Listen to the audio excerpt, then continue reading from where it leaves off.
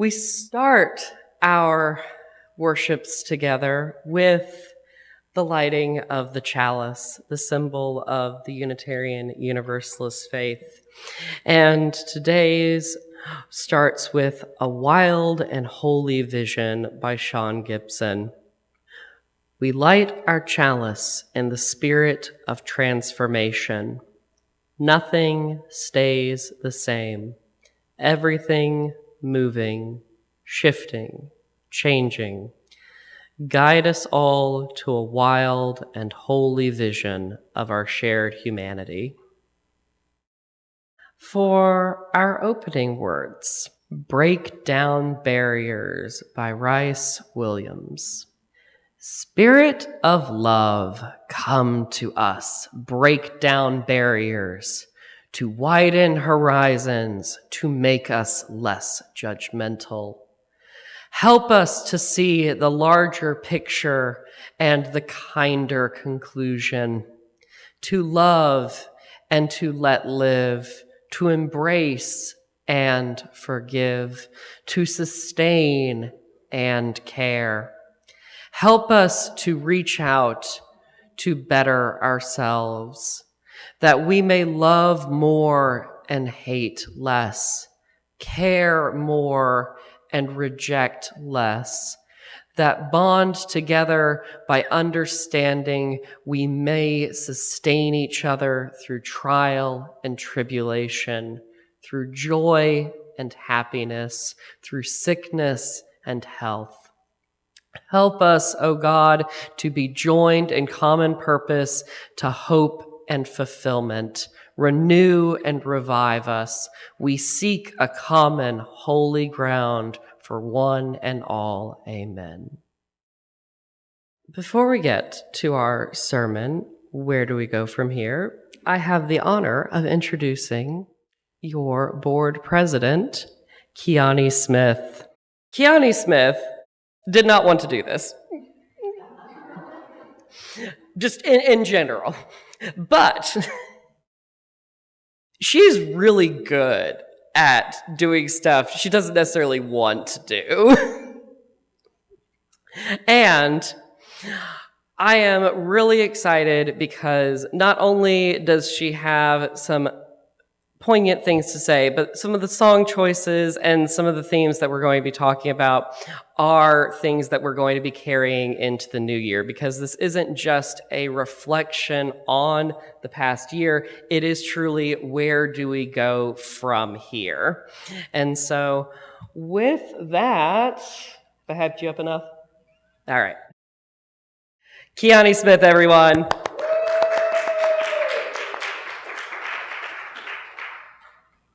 I promise that this A won't take forever, and B, that even though I may not always want to, I'm always happy to serve my congregation.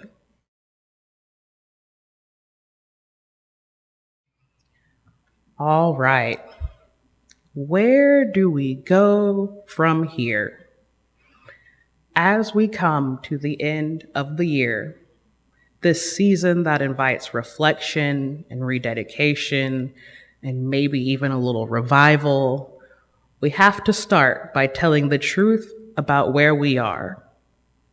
We have done good work together. We have built joy in real ways. Haunted Forest, Winter Solstice, Pride booths, new members finding their way into this room, a food bank serving the community, gardens planted and tended, potlucks where people linger because they feel at home. Love has grown here. You can feel it when you walk in. And still, there is unfinished business. Our church has been hurting. The numbers do not always line up the way we wish they would. The world around us feels like it has been moving backwards instead of forward. Progress that once felt possible now feels fragile. We are tired, worn down. We see it in ourselves. We see it in our friends. We see it in our youth who are quietly checking out under the weight of a society that keeps asking more and giving less. This year has been hard. For many of us, painfully hard. Some have lost people they love. Some have lost a sense of themselves. Some are just trying to make it through the day without losing hope. And still, you showed up, and that matters. Because showing up here, tired as we are, is an act of hope. We gather when we are weary, because we know we cannot carry everything alone. We gather to borrow strength from one another, from music, from ritual, from the simple fact of being seen. We gather when we do not know which way to go, when the path ahead feels hidden.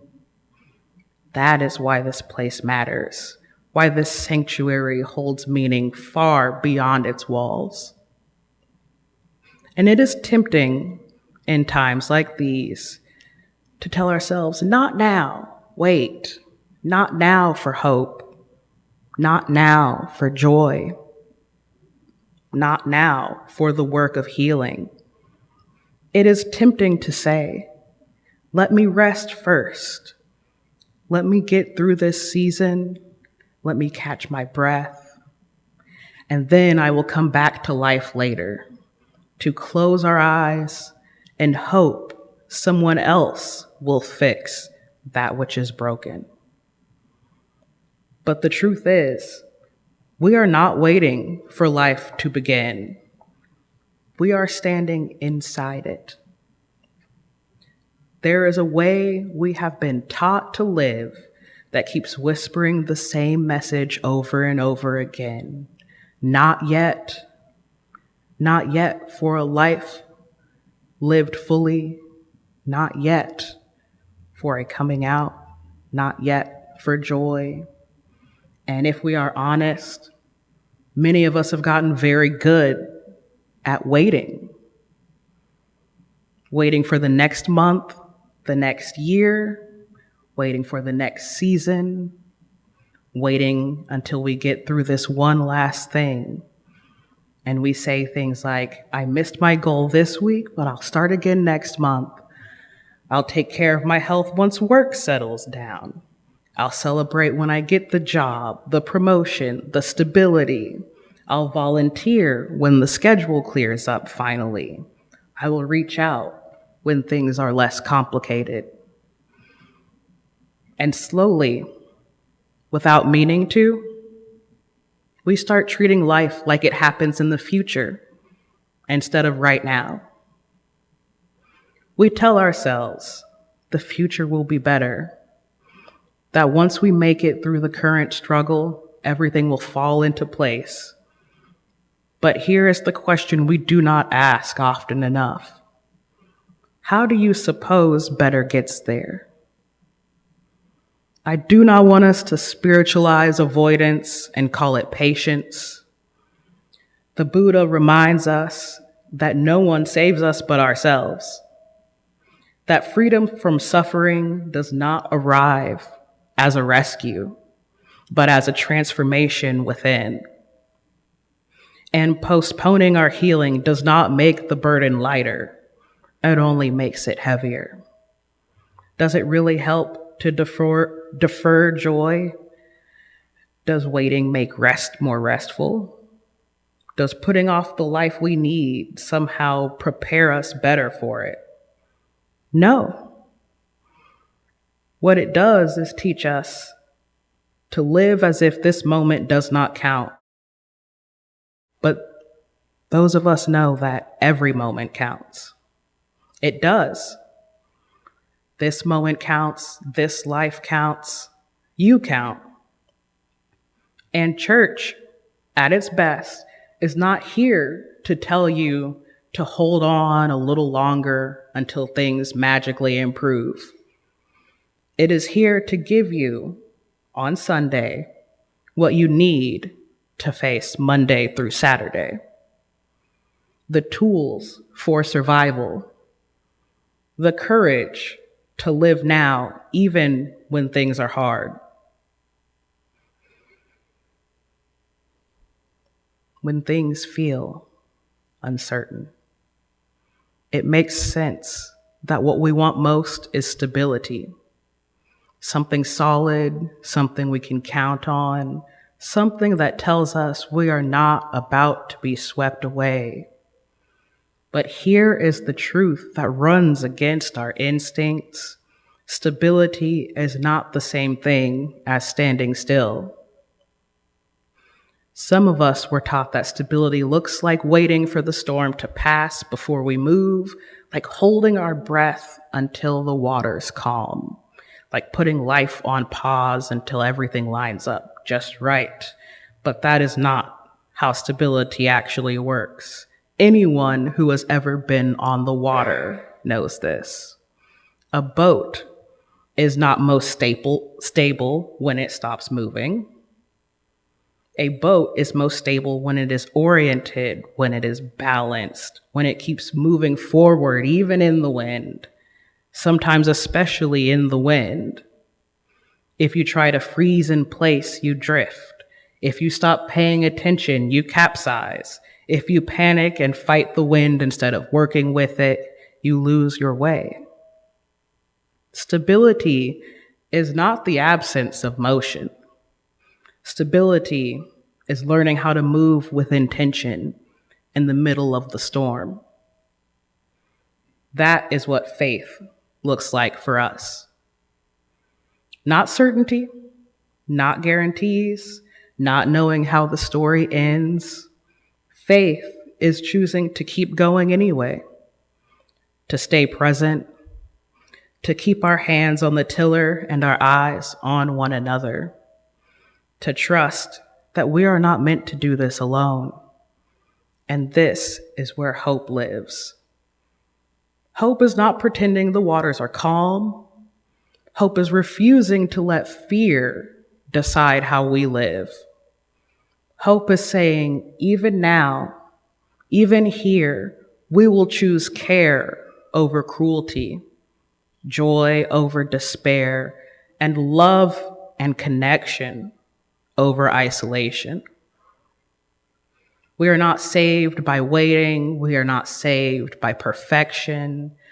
We are saved by staying engaged, by showing up, by tending what is right in front of us, by moving forward together, even when the wind is strong.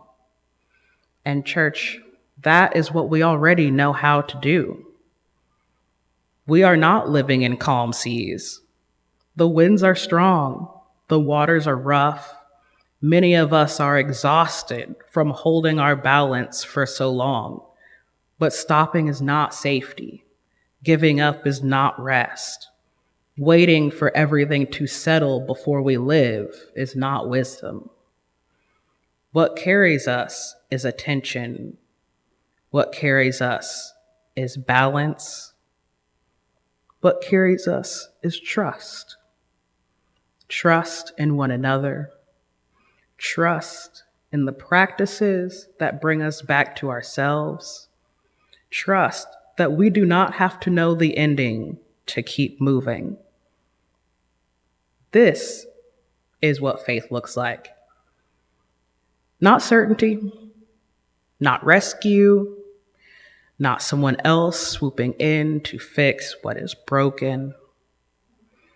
For us, salvation is choosing to stay engaged. It is refusing to give up our joy, refusing to give up our care for one another, refusing to give up our commitment to love. Salvation looks like feeding people when they are hungry. It looks like showing up when it would be easier to stay home. It looks like making beauty in a world that tells us beauty is frivolous. It looks like holding community together when everything around us is trying to pull it apart. And this congregation knows how to do that. We have done it. We are doing it. We will keep doing it. So hear this clearly. Joy is not something that can be taken from us, and community is not imaginary. Hope does not live in some distant future we are waiting for. Hope lives in action taken now, in hands extended now, in courage practiced now. Where do we go from here? We go forward. Not because the waters are calm, but because we have learned how to sail. We go forward together. We go forward awake. And we go forward holding fast to one another. Not waiting for life to begin, but living it. Amen and blessed be.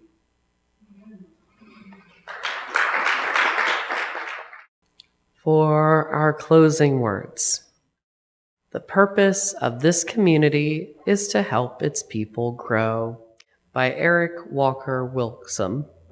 If you are who you were, and if the person next to you is who they were, if none of us has changed since the day we came in here, we have failed. The purpose of this community, of any church, temple, zendo, mosque, is to help its people grow. We do this through encounters with the unknown, in ourselves, in one another, in the other, whoever that might be for us. However hard that might be, because these encounters have many gifts to offer. So, may you go forth from this here this morning, not who you were, but who you could be. May we all be. For extinguishing the chalice, May You Be Changed by Emily Richards. May you leave this time together changed. May the promises you have made to yourself about who you want to be feel closer to the reality of who you are right now. May you share that feeling of transformation wherever you go. May it spread into every word, deed, thought, and interaction until we are all changed, transformed, and transforming together, becoming our better selves.